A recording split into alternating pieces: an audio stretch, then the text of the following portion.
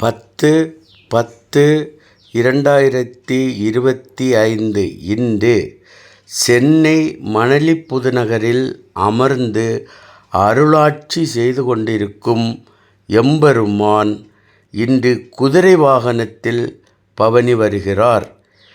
ஏன் குதிரை வாகனத்தில் பரம்பொருள் பவனி வருகிறார் என்றால், இந்த கலியை முடித்து தர்மயுகம் தோன்ற வைக்கும் பொழுது இறைவன் வெள்ளக் குதிரையில் வந்து கலியை அழிப்பார் என்று ஒரு ஐதீகம். மேலும் மக்களின் மனதில் இருக்கின்ற கலி என்ற கெட்ட எண்ணங்கள் இந்த குதிரை வேகத்தில் மக்களின் மனதில் இருந்து ஓட வேண்டும் என்றும் பரம்பொருள் குதிரை வாகனத்தில் பவனி வந்து மக்களுக்கு அருள்பாலிக்கின்ற நன்னாள்.